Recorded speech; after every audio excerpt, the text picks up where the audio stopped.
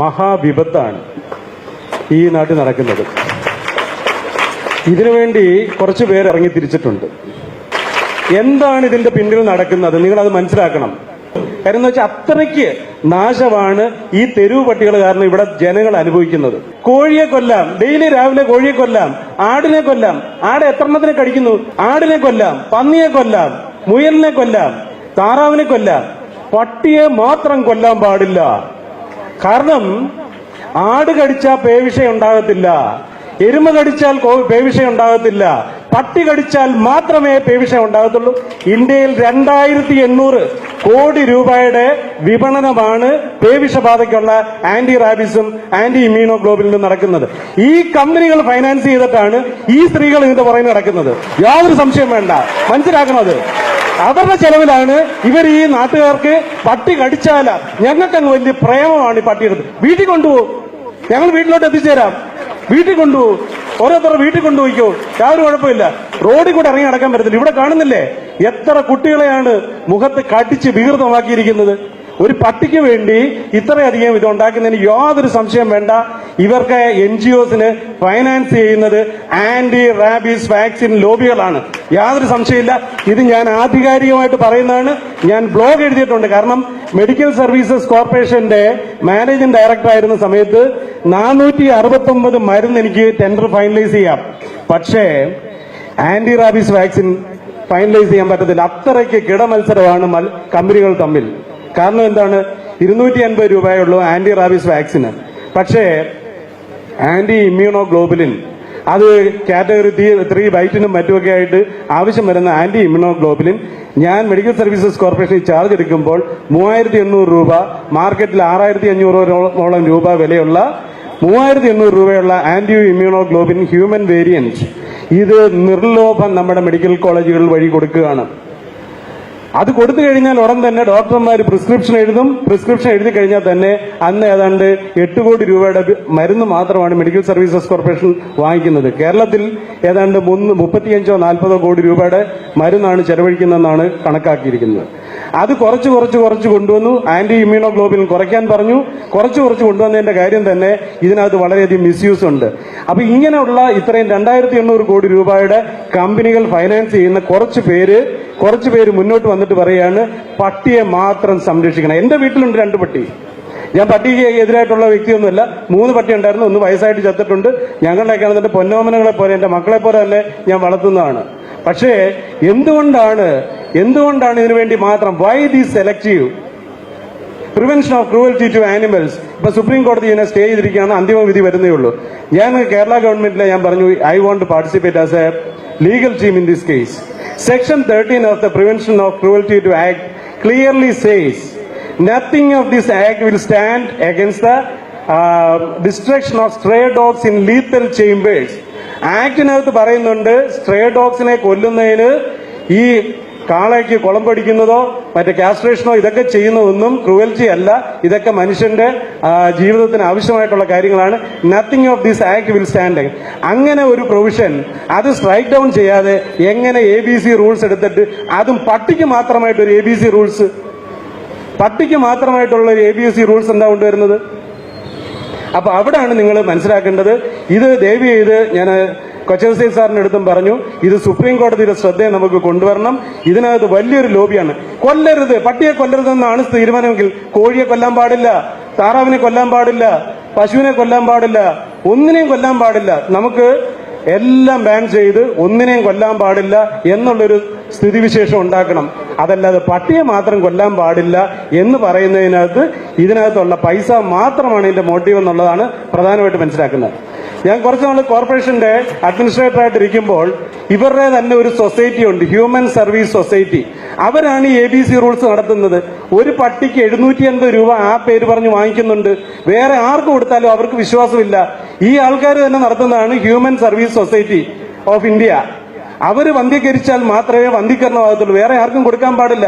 അപ്പൊ ആ വകയിൽ വേറെ പൈസ ഉണ്ടാക്കുന്നുണ്ട്. അപ്പൊ ഇതൊരു വലിയ ബിസിനസ്സാണ്, അതാണ് മനസ്സിലാക്കേണ്ടത്. ബഹുമാനപ്പെട്ട സുപ്രീം കോടതിയിൽ എത്തിക്കേണ്ട കാര്യം ഇതാണ്.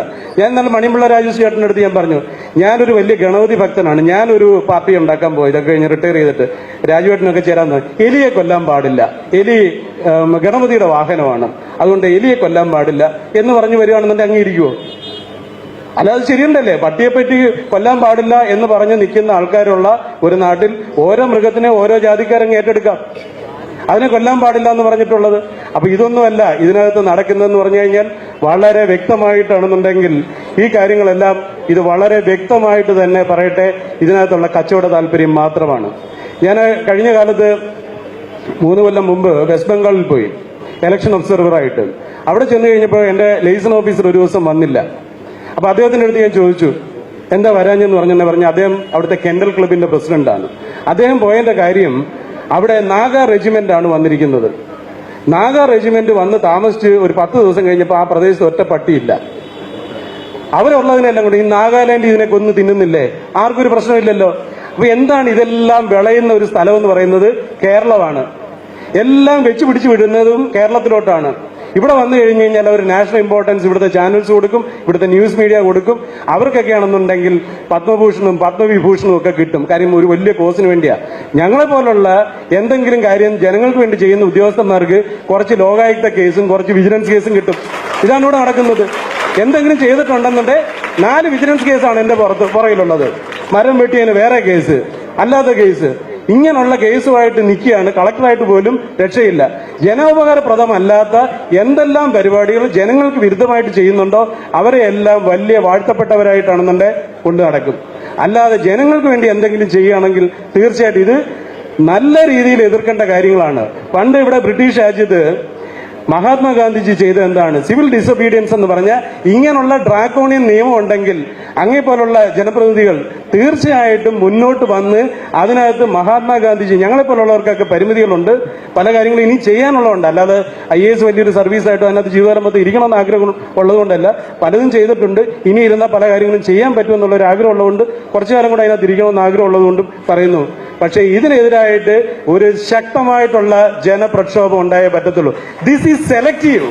ഒന്നിനെയും കൊല്ലരുതെന്നാണ് ഈ നാട്ടിലെ നിയമം എന്നുണ്ടെങ്കിൽ I will be the first person. ഞാൻ ഒരു വെജിറ്റേറിയനായിട്ട് അതിന്റെ മുന്നേ നിൽക്കാൻ തയ്യാറാണ്. പക്ഷേ പട്ടിയെ മാത്രം കൊല്ലരുത്. അതിനുവേണ്ടിയാണ് ഈ ABC റൂൾസ് ഉണ്ടാക്കി വെച്ചിരിക്കുന്നത്. അതിനുവേണ്ടിയാണ് കുറച്ചു പേര് ഈ നാട്ടിലുള്ള കൊച്ചു കുഞ്ഞുങ്ങളെ, ഗർഭിണികളെ രാവിലെ ഒന്ന് എഴുന്നേറ്റ് നടന്ന് റോഡിൽ കൂടെ പോകാൻ പറ്റില്ല, പേടിച്ചിട്ടാണെന്നുണ്ടെങ്കിൽ റോഡിൽ കൂടെ നടക്കാൻ പറ്റത്തില്ല. എന്നിട്ട് ഞങ്ങളുടെയൊക്കെ നാട്ടിൽ പണ്ട് പറയുമായിരുന്നു കൊക്കിനെ പിടിക്കാനുള്ള ഏറ്റവും എളുപ്പമുള്ള മാർഗം എന്ന് പറയുന്നത് കൊക്കിന്റെ തലയിൽ വെണ്ണ കൊണ്ടുവച്ച് അത് ഉരുകി കണ്ണി വീഴുമ്പം പോയി പിടിക്കുന്നതാണ്. അതിനൊരു വലിയ സൊല്യൂഷൻ പറഞ്ഞേക്കാൻ വന്ധ്യീകരിച്ചാൽ മതി. വന്ധ്യീകരിച്ചു കഴിഞ്ഞാൽ ഉടൻ തന്നെ പട്ടി പിന്നെ കടിക്കത്തില്ല. പട്ടി പല്ല് സെറ്റെല്ലാം എടുത്ത് മാറ്റി വെച്ചിട്ട് പിന്നെ പല്ലില്ലാതെ ഇങ്ങനെ നടക്കും. ഇത് ആരെ പറയാ? അങ്ങനെ ഒരു 10-15 കൊല്ലം കഴിയുന്നുണ്ടെ എല്ലാ പട്ടിയെയും വന്ധ്യീകരിച്ചു കഴിയുമ്പോൾ പിന്നെ പട്ടിയേ ഉണ്ടാകത്തില്ല. എന്തോ ഒരു ഫൂളറിയാണ് ഈ പറയുന്നത്, എന്തോ ഒരു ഇംപ്രാക്ടിക്കൽ സൊല്യൂഷനാണ് ഈ പറയുന്നത്. അപ്പൊ ഇത്രയും മോശമായിട്ട് പറഞ്ഞിട്ടും എനിക്ക് ഏറ്റവും വിഷമമുള്ള കാര്യം എന്ന് വെച്ചാൽ മുരളി സാറിനെ പോലെ നമ്മളാരും പ്രതികരിക്കാത്തതാണ്. ഇത്രയും ഫൂളറി ഇവിടെ പറയുന്നുണ്ട്, വന്ധ്യീകരിക്കുന്നതാണ്. അതിനുവേണ്ടി ABC ഡോഗ്സ് അല്ല, ABC റൂൾസ് എന്ന് പറഞ്ഞ് ഡോഗ്സ് ആണ്, ശരിക്കും ഡോഗ്സ് ആണ്, ഡോഗ്സിന് വേണ്ടി മാത്രം ഉണ്ടാക്കിയിട്ടുള്ള. എന്നിട്ട് ഹ്യൂമൻ സർവീസ് സൊസൈറ്റി എന്ന് പറഞ്ഞൊരു സൊസൈറ്റി ഉണ്ടാക്കി. അതിനകത്ത് കോർപ്പറേഷനിൽ ചോദിച്ചു നോക്ക്. നിസാറിന്റെ അടുത്ത് ഞാൻ ഇപ്പോഴും സംസാരിച്ചു, എത്ര രൂപ കൊടുക്കുന്നത്? 780 രൂപ ഒരു പട്ടിക്ക്. അതല്ലാതെ വേറെ ആര് ചെയ്തു കഴിഞ്ഞാലും അവർക്ക് വിശ്വാസമില്ല. അപ്പൊ ആ വഴിയും പൈസ ഉണ്ടാക്കി, മരുന്ന് കമ്പനി എന്നുള്ള പൈസയും ഉണ്ടാക്കി. സുപ്രീം കോടതിയിൽ ഗോപാൽ സുബ്രഹ്മണ്യമാണ് വന്നിരിക്കുന്നത്. മണിക്കൂറിന് 10 ലക്ഷം രൂപ ചാർജ് ചെയ്തേക്കുന്ന ഗോപാൽ സുബ്രഹ്മണ്യം. അതിനു മുമ്പ് ഐ തിങ്ക് നാനി പൽക്കിവാല ആയിരുന്നു വന്നിരുന്നത്. ഏത് പട്ടിയാണ് ഇവർക്കൊക്കെ ആണെന്നുണ്ടെങ്കിൽ കൊണ്ടുവന്ന് പൈസ കൊടുക്കുന്നത്? Where is the funding source? അപ്പൊ ഇതിന്റെ പിന്നിൽ ശക്തമായിട്ടൊരു ലോബി നിൽക്കുന്നുണ്ട്. ഇത് എനിക്ക് ഇത്രയും രോഷം തോന്നാൻ കാര്യം എന്ന് വെച്ചാൽ ഒരു ജില്ലാ കളക്ടറായിട്ട് 144 വളരെ വ്യക്തമായിട്ട് 144 പറയുന്നുണ്ട് ഡേഞ്ചറസ് ആയിട്ടുള്ള ആനിമൽസിനെ കില്ല് ചെയ്യാം എന്ന് പറഞ്ഞിട്ടുണ്ട്. അന്ന് ഒരു കളക്ടറായിട്ട് പോലും എനിക്കത് ചെയ്യാൻ പറ്റാത്തതിന്റെ രോഷമാണ് ഞാൻ ഇവിടെ പറയുന്നത്. ഈ ജനങ്ങൾ ഇത്രയും അനുഭവിക്കുമ്പോൾ ഇവിടുത്തെ ഭരണകൂടത്തിനൊന്നും ചെയ്യാൻ പറ്റാത്ത രീതിയിൽ ശരിക്കും ഭരണകൂടത്തിനെ വന്ധീകരിച്ചിരിക്കുകയാണ് സുപ്രീം കോടതി കേസും ബാക്കിയുള്ളതും കൊണ്ട് ഇവർ ചെയ്തിരിക്കുന്നത്. അങ്ങനെ ജനങ്ങൾക്ക് വേണ്ടി എന്തെങ്കിലും ചെയ്യാനായിട്ട് ഇവർ സമ്മതിക്കത്തില്ല.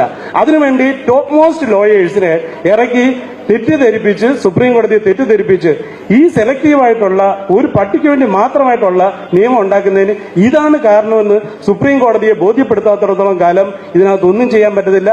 പട്ടികടി കൊണ്ട് 20,000 രൂപ ഒന്നി ചെലവഴിക്കുക, അല്ലെ പേ പിടിച്ച് ചാകുക. ഇതാണ് നമ്മുടെ വിധി. അതിനായിട്ട് നടക്കുന്നവർക്ക് ഇനിയും നാളെ ഭാരതരത്നം കിട്ടിയാലും അത്ഭുതപ്പെടേണ്ട കാര്യമൊന്നുമില്ല. അതാണ് ഈ നാട്.